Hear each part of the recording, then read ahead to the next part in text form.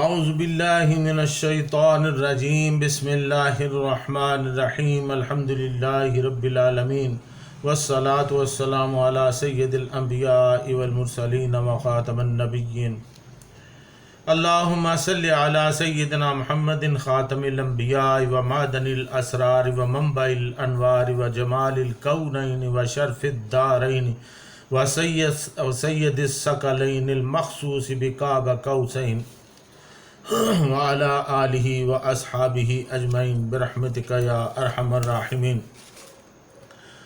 معزز ناظرین، السلام علیکم ورحمۃ اللہ وبرکاتہ۔ جاذب پبلیکیشنز میں خوش آمدید۔ میں محمد سعید جاذب آپ کی خدمت میں حاضر ہوں۔ تعلیم القرآن کا سلسلہ جاری ہے اور میں آپ کی خدمت میں سورہ آل عمران کی تفصیلات و تشریحات لے کر حاضر ہوں۔ آج کی نشست میں سورہ آل عمران کی آیت نمبر 98، 99، 100 اور 101 شامل ہے۔ یہاں ارشاد باری تعالی ہے، قُلْ يَا أَهْلَ الْكِتَابِ لِمَ تَكْفُرُونَ بِآيَاتِ اللَّهِ وَاللَّهُ شَهِيدٌ عَلَى مَا تَعْمَلُونَ قُلْ يَا أَهْلَ الْكِتَابِ لِمَ تَصُدُّونَ عَنْ سَبِيلِ اللَّهِ مَنْ آمَنَ تَبْغُونَهَا عِوَجًا وَأَنْتُمْ شُهَدَاءُ وَمَا اللَّهُ بِغَافِلٍ عَمَّا تَعْمَلُونَ يَا أَيُّهَا الَّذِينَ آمَنُوا إِن تُطِيعُوا فَرِيقًا مِّنَ الَّذِينَ أُوتُوا الْكِتَابَ يَرُدُّوكُمْ بَعْدَ إِيمَانِكُمْ كَافِرِينَ وَكَيْفَ تَكْفُرُونَ وَأَنْتُمْ تُتْلَى عَلَيْكُمْ آيَاتُ اللَّهِ وَفِيكُمْ رَسُولُهُ وَمَن يَعْتَصِم بِاللَّهِ فَقَدْ هُدِيَ إِلَىٰ صِرَاطٍ مُّسْتَقِيمٍ۔ آپ صلی اللہ علیہ وسلم ان اہل کتاب سے فرما دیجئے کہ تم اللہ تعالیٰ کی آیات کا کیوں انکار کرتے ہو، حالانکہ جو کچھ تم کرتے ہو اللہ سب کچھ دیکھ رہا ہے۔ آپ صلی اللہ علیہ وسلم ان سے فرما دیں کہ اے اہل کتاب، جو شخص ایمان لاتا ہے تم اسے اللہ تعالیٰ کی راہ سے کیوں روکتے ہو؟ تم ان میں کجی تلاش کرتے ہو، حالانکہ تم خود اس کے راہ راست ہونے کے گواہ ہو، اور جو حرکتیں تم کر رہے ہو اللہ تعالیٰ اس سے بے خبر نہیں۔ اے ایمان والو، اگر تم اہل کتاب کے ایک گروہ کی بات مان لو گے تو یہ تمہارے ایمان لانے کے بعد تمہیں کافر بنا کے چھوڑیں گے، اور تم کفر کر بھی کیسے سکتے ہو جبکہ تم پر اللہ تعالیٰ کی آیات پڑھی جاتی ہیں اور اللہ کا رسول تمہارے درمیان موجود ہے، اور جو شخص اللہ تعالیٰ کا دامن مضبوطی سے تھام لے گا وہ ضرور راہ راست تک پہنچ جائے گا۔ قُلْ يَا أَهْلَ الْكِتَابِ لِمَ تَكْفُرُونَ بِآيَاتِ اللَّهِ وَاللَّهُ شَهِيدٌ عَلَى مَا تَعْمَلُونَ۔ آپ صلی اللہ علیہ وسلم ان اہل کتاب سے فرما دیجئے کہ تم اللہ تعالیٰ کی آیات کا کیوں انکار کرتے ہو، حالانکہ جو کچھ تم کرتے ہو اللہ سب کچھ دیکھ رہا ہے۔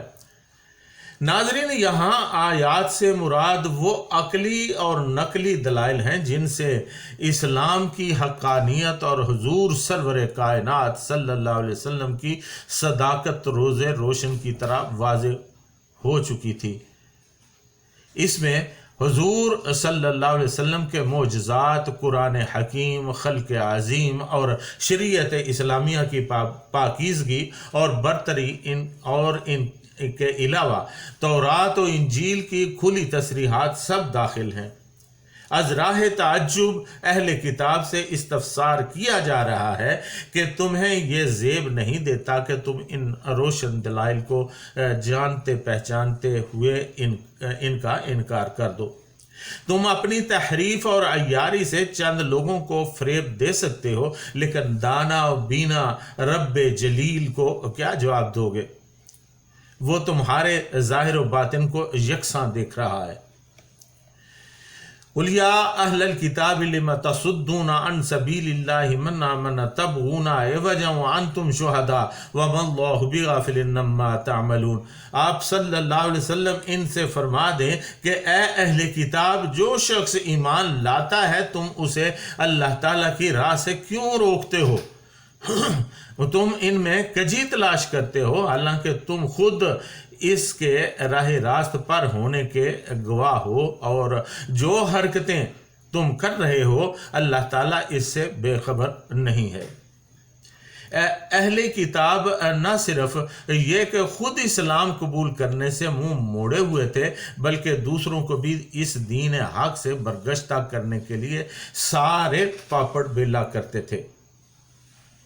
ان کی اس مذموم اور ذلیل حرکت پر ملامت کرنے کے لیے یہاں ان کو دوبارہ مخاطب کیا گیا ہے۔ تابغونہا عوجاً میں ہا ضمیر کا مرجع سبیل ہے۔ آیت کے ان الفاظ سے یہ بتایا جا رہا ہے کہ وہ لوگوں کو کیوں کر اسلام سے متنفر کیا کرتے تھے، یعنی یا تو وہ اس راہ حق میں طرح طرح کے عیوب نکالتے یا اس کو اس طرح لوگوں کے سامنے پیش کرتے کہ سننے والا یہ گمان کرنے لگتا کہ یہ شاہراہ ہدایت نہیں بلکہ گمراہی کا راستہ ہے۔ ناظرین، شہداء کا ایک معنی تو یہ ہے کہ اسلام کی حقانیت اور حضور سرور کائنات صلی اللہ علیہ وسلم کی صداقت کے تم خود گواہ ہو، لیکن علامہ قرطبی رحمۃ اللہ علیہ نے شہداء کا معنی عقلاً بھی کیا ہے، یعنی تم تو بڑے دانش مند ہو، بھلا کوئی تمہارے جیسا زیرک و دانا بھی ایسی حرکتیں کر سکتا ہے جن کا انجام دنیا میں ذلت اور آخرت میں رسوائی و شرمساری ہو۔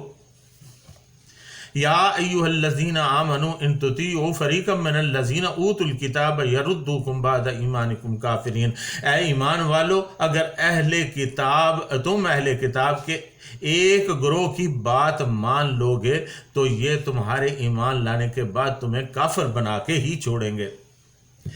ناظرین، یثرب کے دو قبیلوں اوس اور خزرج میں عرصہ دراز سے دشمنی چلی آتی تھی۔ بارہا یہ ایک دوسرے سے جنگ کر چکے تھے جن میں وہ ایک دوسرے کو بڑی بے دردی سے قتل کیا کرتے تھے۔ حضور سرور کائنات صلی اللہ علیہ وسلم نے جب یثرب کی سرزمین کو اپنے مبارک قدموں سے نوازا تو حضور کی تعلیم کی برکت سے ان کی دیرینہ عداوت اور خاندانی دشمنی اخوت و محبت میں بدل گئی۔ وہ چاک جن کے رفو ہونے کا امکان نہ تھا، وہ گہرے زخم جن کے مندمل ہونے کی کوئی صورت نہ تھی، حضور صلی اللہ علیہ وسلم کی محبت کی اکسیر نے ان سب کا درما کر دیا۔ اوس و خزرج کی باہمی مصالحت اور دوستی یہود کے لیے ناقابل برداشت تھی۔ ایک روز شناس بن قیس یہودی کا گزر ایک ایسی مجلس پر ہوا جس میں اوس و خزرج پیار و محبت کے جذبات سے سرشار ہو کر مصروف گفتگو تھے۔ وہ تو جل بن کر رہ گیا۔ اس کی انگیخت پر ایک دوسرا یہودی اس مجلس میں گیا اور ایسے اشعار پڑھنے شروع کر دیے جن میں ان کی پرانی جنگوں کا ذکر تھا۔ اس کی یہ چال کامیاب ثابت ہوئی اور اوس و خزرج میں ترش کلامی شروع ہو گئی جس نے بڑھتے بڑھتے جنگ کی شکل اختیار کر لی۔ تلواریں سونت لی گئیں، نیزے سنبھال لیے گئے اور صفیں درست کر لی گئیں۔ اسی اسنا میں اس کی اطلاع نبی اکرم صلی اللہ علیہ وسلم کو پہنچی۔ حضور صلی اللہ علیہ وسلم اپنے صحابہ کی معیت میں اس مقام تک پہنچے اور خود دونوں صفوں کے درمیان کھڑے ہو گئے اور فرمایا، اے اوس و خزرج، تمہیں کیا ہو گیا ہے؟ میری موجودگی میں تم عہد جاہلیت کی رسم کو تازہ کر رہے ہو؟ وہ عداوت اور دشمنی جس کے شعلوں کو اسلام کے ابر رحمت نے بجھا دیا تھا، کیا تم پھر انہیں بھڑکانا چاہتے ہو؟ یہ شیطان کی وسوسہ اندازی ہے اور تمہارے دشمن کی سازش ہے۔ حضور سرور کائنات صلی اللہ علیہ وسلم کا یہ فرمان سن کر ان کی آنکھیں کھل گئیں۔ یکدم انہوں نے ہتھیار زمین پر پھینک دیے اور وہ آنکھیں جن سے ایک لمحہ پہلے غیظ و غضب کے انگارے برس رہے تھے اب اشکبار تھیں اور وہ دوڑ کر ایک دوسرے کو گلے لگا رہے تھے۔ اسی موقع پر یہ آیت مذکورہ نازل ہوئی۔ ناظرین، اس آیت میں وہ ابدی حقیقت پیش کی گئی ہے جس پر زمانہ کی ہر کروٹ نے مہر تصدیق ثبت کی ہے۔ مسلمانوں کی 1450 سال کی تاریخ قرآن کریم کی ان آیات کی سچائی کی گواہی دے رہی ہے۔ پچھلی 4-5 صدیوں میں جب سے ان کے ہاتھ میں طاقت آئی ہے وہ کھل کر مسلمانوں میں عیسائیت کی تبلیغ کر رہے ہیں، لیکن اس میں بھی انہیں بہت کم کامیابی ہو رہی ہے۔ اس کی وجہ اللہ تعالیٰ کا یہ فرمان ہے وَكَيْفَ تَكْفُرُونَ وَأَنْتُمْ تُتْلَى عَلَيْكُمْ آيَاتُ اللَّهِ وَفِيكُمْ رَسُولُهُ وَمَنْ يَعْتَصِمْ بِاللَّهِ فَقَدْ هُدِيَ إِلَىٰ صِرَاطٍ مُسْتَقِيمٍ۔ اور تم کفر کر بھی کیسے سکتے ہو جب کہ تم پر اللہ تعالیٰ کی آیات پڑھی جاتی ہیں اور اللہ تعالیٰ کا رسول تمہارے درمیان موجود ہے، اور جو شخص اللہ تعالیٰ کا دامن مضبوطی سے تھام لے گا وہ ضرور راہ راست تک پہنچ جائے گا۔ ناظرین، یہ قرآن کی تعلیمات اور برکات ہیں اور رسول اللہ صلی اللہ علیہ وسلم سے محبت ہے۔ جن مسلمانوں نے اللہ کی رسی کو مضبوطی سے پکڑا ہوا ہے وہ کبھی بھی گمراہ نہیں ہوں گے، لیکن عیسائی مشنریاں اس پر بھی بہت خوش ہوں گی کہ مسلمان اسلامی تہذیب چھوڑ کر مغربی تہذیب کا خوگر ہو جائے۔ افسوس مسلمانوں پر کہ آج عیسائی مشینریاں اپنے اس پروگرام میں کامیاب نظر آ رہی ہیں۔ ان تہذیبوں کے باہمی ٹکراؤ یعنی کلیش آف سیولائزیشن کے فتنہ کے مد نظر بھی ان کا اسلام کے خلاف تعصب اور حق کے پھیلنے کا خوف ہے۔ وہ ہر قیمت پر چاہتے ہیں کہ اسلام کو بحیثیت ایک دین کے بے اثر کر دیا جائے اور مسلمان ان کی بے دین تہذیب کو اپنا لیں۔